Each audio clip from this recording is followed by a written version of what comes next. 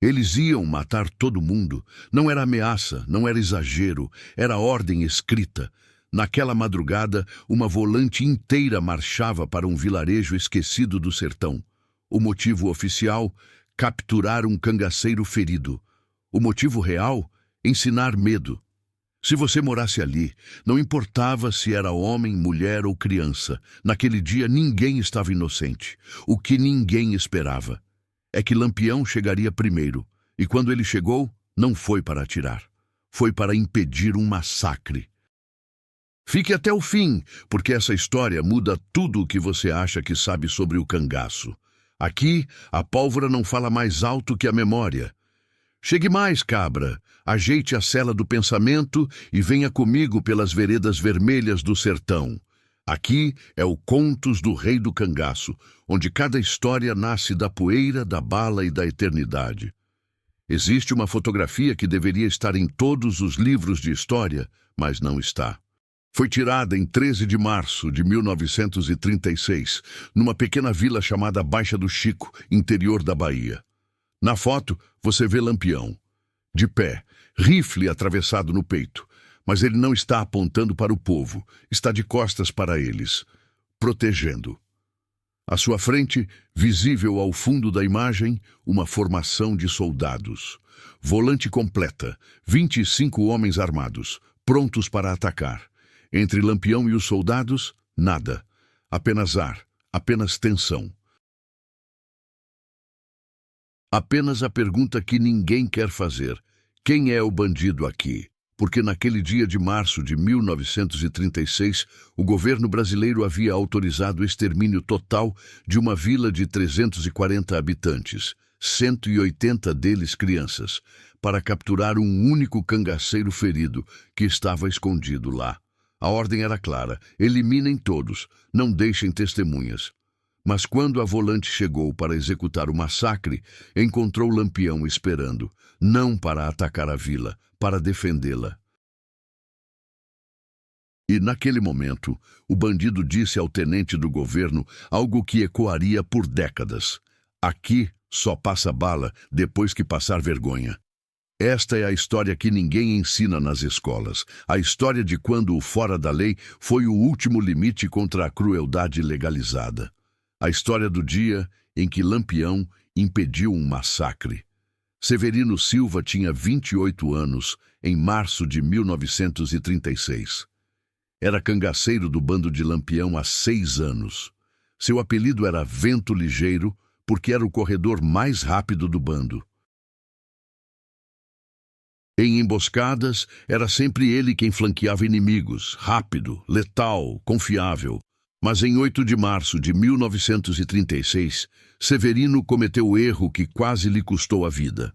Subestimou a volante. O bando estava acampado próximo à Baixa do Chico, vila pequena de 340 habitantes no interior da Bahia. Maioria eram agricultores, lavadeiras, vaqueiros, gente simples que sobrevivia na dureza. A vila tinha relação complicada com o cangaço. Não apoiavam, mas também não denunciavam. Porque sabiam que denunciar significava morte certa. Então mantinham neutralidade nervosa. Na manhã de 8 de março, Severino foi sozinho buscar água num riacho a 2 quilômetros do acampamento. Procedimento padrão. Deveria levar 30 minutos. Levou 6 horas para voltar, porque encontrou a volante. 12 soldados estavam escondidos próximos ao riacho. Viram Severino. Abriram fogo. Severino correu, mas levou 2 tiros, um na perna esquerda, outro de raspão nas costelas. Continuou correndo mesmo ferido. O Vento Ligeiro viveu jus ao nome, mas não conseguiu voltar ao acampamento. Estava perdendo muito sangue. Cambaleou, caiu, arrastou-se por mais 500 metros. Foi quando chegou à Baixa do Chico. Desabou na entrada da vila, sangrando. Primeira pessoa que viu foi Dona Zefinha, lavadeira de 52 anos, mãe de 6 filhos. Ela reconheceu imediatamente: cangaceiro, ferido, volante vindo atrás. Podia ter deixado ele ali, seria mais seguro, ninguém a culparia. Mas Zefinha viu apenas homem ferido, sangrando até a morte. Ajuda aqui, tem um homem morrendo. 3 homens da vila vieram correndo. Carregaram Severino para dentro da casa de Zefinha. Trancaram portas, janelas fechadas. Começaram a tratar os ferimentos. 15 minutos depois, os 12 soldados chegaram à vila, seguindo o rastro de sangue que levava direto à casa de Zefinha. O tenente Oliveira, comandante, bateu na porta. Abram, em nome da lei! Silêncio. Sabemos que tem cangaceiro aí dentro. Entreguem ou invadimos. Zefinha abriu uma fresta na janela. Não tem ninguém aqui, só família. Vimos rastro de sangue. Não minta para a autoridade. Dentro da casa, Severino, semiconsciente, sussurrou. Me entrega, senão vão matar vocês. Zefinha olhou para ele, para seus filhos, para os vizinhos que haviam ajudado, e tomou decisão que mudaria tudo. Não. O tenente Oliveira cercou a casa. Não invadiu imediatamente porque sabia que cangaceiro ferido ainda podia atirar. Esperaria ele morrer de hemorragia ou sair por desespero. Mas Severino não morreu, porque as mulheres da vila, Zefinha, Maria, Socorro, Terezinha, trataram ele, limparam ferimentos, fizeram torniquete, deram água, comida, salvaram sua vida. E isso enfureceu o tenente. No segundo dia, percebendo que Severino não morreria tão cedo e que a vila claramente o protegia, Tenente Oliveira enviou mensageiro ao quartel-general em Salvador. O telegrama dizia: cangaceiro ferido protegido por vila inteira. População se recusa a entregar bandido. Solicito instruções. Tenente Oliveira. A resposta veio 6 horas depois. Eliminem todos. Vila completa. Não deixem testemunhas. É ordem. Coronel Machado. Vamos entender a lógica perversa por trás dessa ordem. Exemplo: se uma vila protege cangaceiro e escapa impune, outras vilas farão o mesmo. Então, destruir vila inteira educa o sertão. 2. Prática comum. Não era a primeira vez. Entre 1920 e 1938, pelo menos 7 vilas povoados foram destruídos totalmente por colaboração com cangaço. Documentado. 3. Impunidade. Coronéis e comandantes militares tinham poder absoluto. Ordem de cima era lei. Não havia tribunais. Não havia investigação. Apenas execução. 4. Dano colateral. 340 pessoas na vila. E 180 crianças. Não importava. Era um dano colateral necessário. Tenente Oliveira não gostou da ordem, não porque tivesse escrúpulos morais, mas porque massacre de 340 pessoas daria trabalho. Mas ordem era ordem. Ele pediu reforços. Mais 13 soldados chegaram. Total, 25 homens armados. O plano era simples. Madrugada de 13 de março, cercar vila completamente, incendiar casas, atirar em qualquer um que tentasse fugir, crianças incluídas. Depois, plantar evidências de confronto armado, relatar que bandidos usaram civis como escudo. Era mentira, mas funcionaria, sempre funcionava. Mas havia problema, segredo em vila pequena não existe. Um garoto de 14 anos chamado Chico ouviu soldados conversando, entendeu o plano, ficou apavorado e fez algo corajoso e desesperado.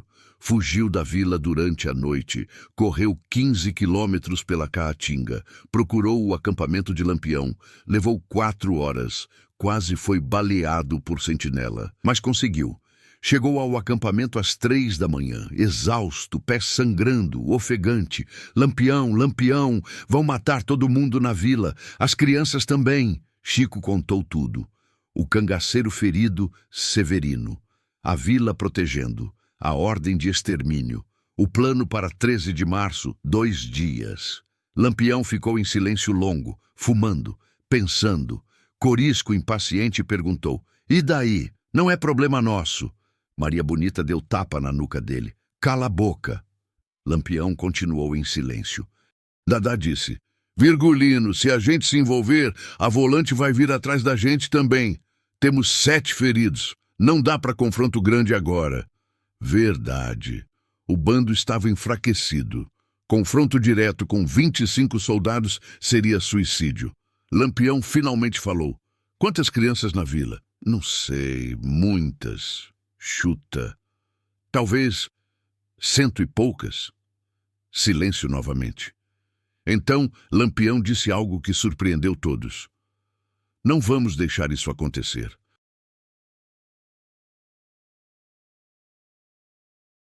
Corisco explodiu. Lampião, você enlouqueceu? Não é nossa guerra.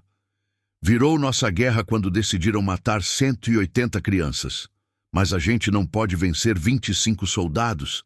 Estamos fracos. Não preciso vencer. Preciso só impedir. Como? Lampião olhou para Chico. Quantos homens adultos na vila? Uns 60, 70. Armados? Alguns têm espingarda velha. Faca, Lampião pensou. Depois virou para o bando. Não vamos lutar. Vamos negociar. Ou melhor, vamos forçar negociação que eles não possam recusar. Durante as próximas horas, Lampião elaborou estratégia. 1. Não confronto direto. Bando não atacaria soldados. Apenas se posicionaria. 2. Escudo humano invertido. Lampião e 30 cangaceiros entrariam na vila, ficariam entre população e soldados. Não usariam civis como escudo. Seriam o escudo dos civis. 3. Dilema moral forçado. Soldados teriam que decidir. Massacrar Vila Plais, enfrentar Lampião simultaneamente. Impossível. Ou recuar. 4. Propaganda. Se soldados atacassem, Lampião garantiria que sobreviventes e haveria espalhassem história. Governo massacrou Vila Pacífica e até Lampião tentou defender. 5. Vergonha pública. Era 1936. Imprensa existia. Rádio existia. Notícia de massacre com Lampião defendendo civis seria desastre político. Era aposta, mas era a única chance.